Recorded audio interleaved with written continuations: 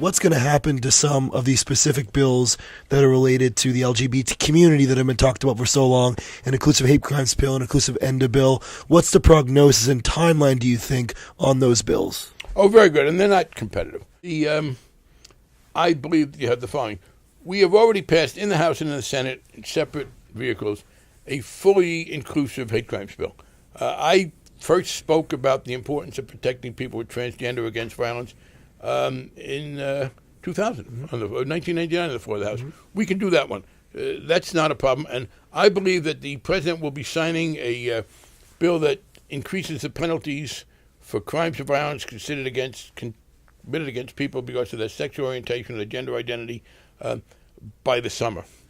We are then working on the Employment Non-Discrimination Act. Now, that still remains tough. People have said, how come you can't easily get a fully inclusive ENDA through? Well, New York State still doesn't have coverage for people who are transgender. Maryland, it lost in Maryland. In my home state of Massachusetts, the second state to have a gay rights bill in the 80s, the state of same-sex marriage, they tried, there were men in the legislature last year, the gay rights bill that covered transgender, and it was defeated.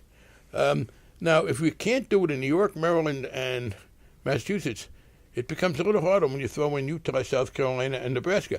Despite that, I think we were able to do it. We got 21 new Democrats. So we have a better chance than we did the last time it was talked about. For two reasons. First of all, we began the process of talking about it. Now, I know there are people in the transgender community who frankly didn't understand the process, who assumed that because they wanted it to happen, it was kind of going to happen, that Nancy Pelosi and I and a few others could hand deliver it, simply a misreading of the political situation. We had a hearing, for instance, on people who are transgender, which some people opposed. It turned out to be a wonderful educational step. Beyond that, there were 21 more Democrats now. Now, that doesn't mean 21 plus votes for transgender inclusion, but it means at least a dozen, because we don't get everybody, and a couple of Republicans are with us. Finally, the coalition of people that want transgender inclusion have stopped believing that I'm the Wizard of Oz and that Nancy Pelosi is the good witch, and that we can simply deliver this. Wave a magic wand. And have started now to do what we were begging them, literally begging them to do, lobbying members of Congress. And I'm now very pleased, working with the coalition and Diego Sanchez, who just came to work for me as my chief assistant on LGBT issues, who's himself transgender. Mm-hmm. We are going over member by member. People are going to their members of the House and saying, would you vote for this? And frankly, they understand that we didn't have an automatic majority when they started. I believe as we keep this process up with the support of a president now, and that's another difference. We had people saying to us, look, I agree that you're right, but it's somewhat controversial. George Bush is going to veto this anyway. Why do I put myself on the line? Well, Barack Obama's going to sign it. So I think we will get a transgender inclusive hate crimes bill earlier in the year.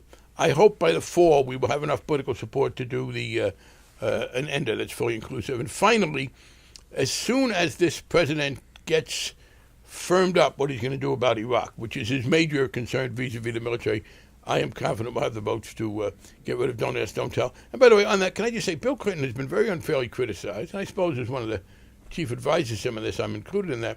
People said, well, Clinton shouldn't have brought it up in his first month. Clinton didn't decide to do that. In December of 92, before Bill Clinton became president, a federal judge, Terry Hatter in San Francisco, gave a wonderful substantive decision with lousy timing.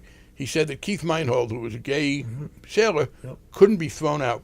Bill Clinton came to office with a decision pending, and he had to decide whether the Justice Department was going to appeal it or affirm it. So it's not that Bill Clinton decided to bring this up as his first thing. It is that a judge threw it in his lap on the first thing.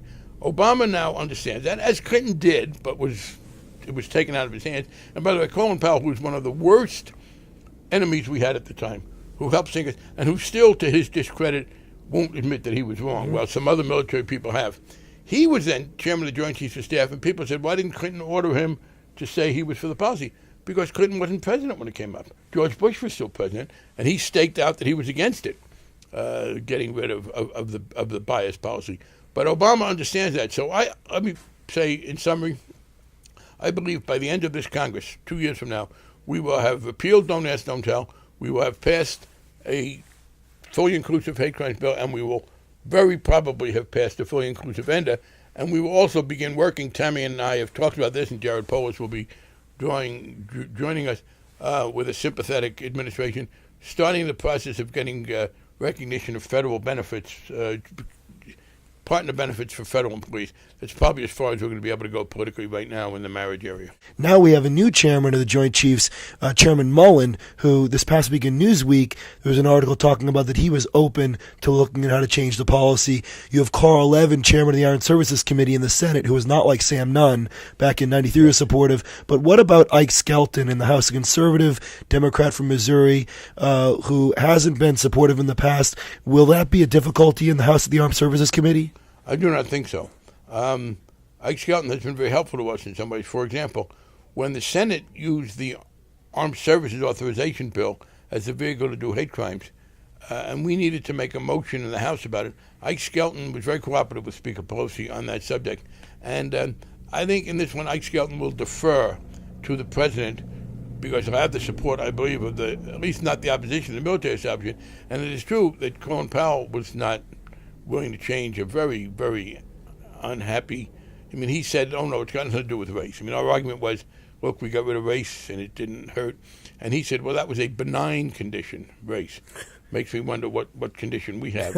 The opposite of benign is really something good. But General Shalikashvili, a very respected military guy who was against lifting the ban in 1993, has since said publicly, well, you know what, things have changed. Chairman under Clinton. Yes. 20-year-olds are not opposed to hanging out with gay people today. Senator Alan Simpson, a Republican senator, opposed that back then, now is for it. So I think there's enough of a switch, so I'm pretty confident that it'll go through. And lastly, Barney, I mean, you are the chairman of the House Financial Services Committee, and lately with the TARP bill, with the Big Three bailout being talked about, you have been, of course, profiled in the media on 60 Minutes, and the New Yorker, Jeffrey Toobin, wrote a really substantial, wonderful piece. The Advocate, you were just on the cover. What has it been like for you since 2006, sort of being in the eye of the storm, not just on gay and lesbian issues, but on everything that's hitting this country in a big way? How has that felt? Well, it's a little bit like an out-of-body experience. That is, you acquire this persona that isn't you. I wish sometimes I could get that persona to take out the garbage and, go to the store when I'm running out of toothpaste because you don't stop doing those things. It's a good feeling overall because I've been working for a lot of these public policy goals for years, and I'm probably, I think, going to be able to accomplish something in the area of affordable housing and sensible regulation. I also feel some sense of accomplishment that as an openly gay man, Jim and I have been able to be seen as a gay couple that goes about our business and lives our lives, and I think that's helpful. I think it's kind of hard for people who have to be nice to me because I'm the chairman of a powerful committee to then be bigoted towards other gay people. I mean, they may feel it, but the contrast gets to be too great. On the other hand, and I have to say, just this past few days, there's because there's been so much media exposure, there's a little bit of a loss of privacy and personal space, and it's now reached a point where it does have an impact on our choices.